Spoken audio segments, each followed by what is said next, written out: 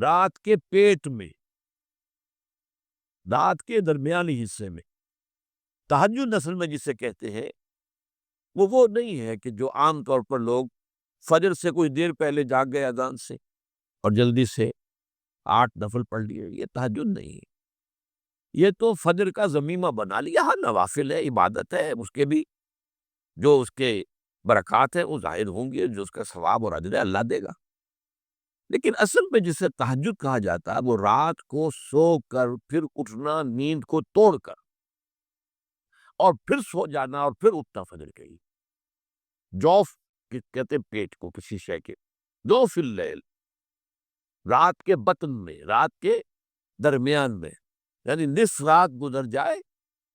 اس وقت سے انسان جو ہے وہ نماز پڑھے، اور پھر ثلث رہ جائے تو پھر جاگ جائے، پھر سو جائے، اور پھر اس کے بعد اٹھے فجر کے لیے اور سنتیں پڑھے اور آئے مسجد کے اندر۔ تو یہاں آپ نے فرمایا وَصَلَاةُ الرَّجُلِ فِي جَوْفِ اللَّيْلِ، اور اپنے اس قول کے لیے حضور نے آیتیں تلاوت فرمائی، وہی دو آیتیں۔ یہاں یہ سورہ سجدہ کی آیت نمبر 16 اور 17 ہے۔ تَتَجَافَىٰ جُنُوبُهُمْ عَنِ الْمَضَاجِعِ، اللہ تعالیٰ اپنے خاص محبوب بندوں کی یہ صفات بیان کر رہا ہے کہ ان کے پہلو اپنے بستروں سے علیحدہ رہتے، رات کے وقت جاگتے رہتے، بستر پر لیٹیں گے تو سو جائیں گے۔ تَتَجَافَىٰ جُنُوبُهُمْ عَنِ الْمَضَاجِعِ يَدْعُونَ رَبَّهُمْ خَوْفًا وَطَمَعًا، وہ اس وقت اپنے رب کو پکارتے ہیں، دعائیں کرتے ہیں، خوف کے ساتھ بھی، اس کے مواخذے کا خوف، اس کے عذاب کا خوف، اس کے باز پرس کا خوف، اس کی ناراضی کا خوف، جہنم کا خوف، وطمعًا،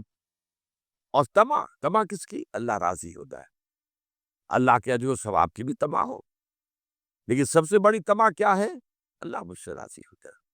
اس لیے سب سے اونچا مقام یہی ہے، رضی اللہ عنہم ورضوا عنہ، اللہ ان سے راضی ہو گیا، ہوا اس اللہ سے راضی ہو گیا۔ یہ باہمی رضا ہے، بندہ اپنے رب سے راضی رہے، وہ ہے کہ تسلیم و رضا، جو بھی دنیا میں آ رہا ہے اس پر شکوہ، اللہ کا شکوہ زبان پر نہ لائے۔ جو بھی آ رہا ہے یہ میرے رب کی طرف سے ہے، وہ میرا مولا ہے، آقا ہے، دوست ہے، میرا خیر خواہ ہے، اسے معلوم ہے کہ اس شر کے پیچھے کون سا خیر آ رہا ہے، مجھے کیا پتا، مجھے تو شر نظر آ رہا ہے، خیر تو نظر نہیں آ رہا۔ اس لیے فرمایا گیا کہ ہو سکتا ہے عسیٰ ان تکرہوا شیئا وہو خیر لکم، وعسیٰ ان تحبوا شیئا وہو شر لکم، واللہ یعلم وانتم لا تعلمون، ہو سکتا ہے تمہیں کوئی چیز بری لگے حالانکہ اسی میں تمہارا خیر ہو، عین ممکن ہے تمہیں کوئی چیز اچھی لگتی ہو حالانکہ اس میں تمہارے لیے شر ہے، اللہ جانتا ہے تم نہیں جانتے۔ اس کیفیت کے اندر دنیا کی زندگی گزارے، اللہ تعالیٰ آخرت میں سے راضی کرتے، اللہ اس سے راضی ہو جائے۔ رات کے پیٹ میں، رات کے درمیانی حصے میں، تہجد اصل میں جسے کہتے ہیں وہ نہیں ہے کہ جو عام طور پر لوگ فجر سے کچھ دیر پہلے جاگ گئے اذان سے اور جلدی سے 8 نفل پڑھ لیے، یہ تہجد نہیں ہے۔ یہ تو فجر کا ضمیمہ بنا لیا، ہاں نوافل ہے، عبادت ہے، اس کے بھی جو اس کے برکات ہیں وہ ظاہر ہوں گے، جو اس کا ثواب اور اجر ہے اللہ دے گا۔ لیکن اصل میں جسے تہجد کہا جاتا ہے وہ رات کو سو کر پھر اٹھنا، نیند کو توڑ کر، اور پھر سو جانا اور پھر اٹھنا فجر کے لیے۔ جوف کہتے ہیں پیٹ کو، کسی شے کے، جوف اللیل، رات کے بطن میں، رات کے درمیان میں، یعنی نصف رات گزر جائے اس وقت سے انسان جو ہے وہ نماز پڑھے، اور پھر ثلث رہ جائے تو پھر جاگ جائے، پھر سو جائے، اور پھر اس کے بعد اٹھے فجر کے لیے اور سنتیں پڑھے اور آئے مسجد کے اندر۔ تو یہاں آپ نے فرمایا وَصَلَاةُ الرَّجُلِ فِي جَوْفِ اللَّيْلِ، اور اپنے اس قول کے لیے حضور نے آیتیں تلاوت فرمائی، وہی دو آیتیں۔ یہاں یہ سورہ سجدہ کی آیت نمبر 16 اور 17 ہے۔ تَتَجَافَىٰ جُنُوبُهُمْ عَنِ الْمَضَاجِعِ، اللہ تعالیٰ اپنے خاص محبوب بندوں کی یہ صفات بیان کر رہا ہے کہ ان کے پہلو اپنے بستروں سے علیحدہ رہتے، رات کے وقت جاگتے رہتے، بستر پر لیٹیں گے تو سو جائیں گے۔ تَتَجَافَىٰ جُنُوبُهُمْ عَنِ الْمَضَاجِعِ يَدْعُونَ رَبَّهُمْ خَوْفًا وَطَمَعًا، وہ اس وقت اپنے رب کو پکارتے ہیں، دعائیں کرتے ہیں، خوف کے ساتھ بھی، اس کے مواخذے کا خوف، اس کے عذاب کا خوف، اس کے باز پرس کا خوف، اس کی ناراضی کا خوف، جہنم کا خوف، و طمعاً، اور طمع کس کی؟ اللہ راضی ہوتا ہے،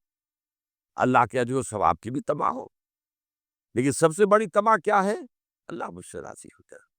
اس لیے سب سے اونچا مقام یہی ہے، رضی اللہ عنہم ورضوا عنہ، اللہ ان سے راضی ہو گیا، ہوا اس اللہ سے راضی ہو گیا۔ یہ باہمی رضا ہے، بندہ اپنے رب سے راضی رہے، وہ ہے کہ تسلیم و رضا، جو بھی دنیا میں آ رہا ہے اس پر شکوہ، اللہ کا شکوہ زبان پر نہ لائے، جو بھی آ رہا ہے یہ میرے رب کی طرف سے ہے، وہ میرا مولا ہے، آقا ہے، دوست ہے، میرا خیر خواہ ہے، اسے معلوم ہے کہ اس شر کے پیچھے کون سا خیر آ رہا ہے، مجھے کیا پتا، مجھے تو شر نظر آ رہا ہے، خیر تو نظر نہیں آ رہا۔ اس لیے فرمایا گیا کہ ہو سکتا ہے عسیٰ ان تکرہوا شیئا وہو خیر لکم، وعسیٰ ان تحبوا شیئا وہو شر لکم، واللہ یعلم وانتم لا تعلمون، ہو سکتا ہے تمہیں کوئی چیز بری لگے حالانکہ اسی میں تمہارا خیر ہو، عین ممکن ہے تمہیں کوئی چیز اچھی لگتی ہو حالانکہ اس میں تمہارے لیے شر ہے، اللہ جانتا ہے، تم نہیں جانتے۔ اس کیفیت کے اندر دنیا کی زندگی گزارے، اللہ تعالیٰ آخرت میں سے راضی کرتے، اللہ اس سے راضی ہو جائے۔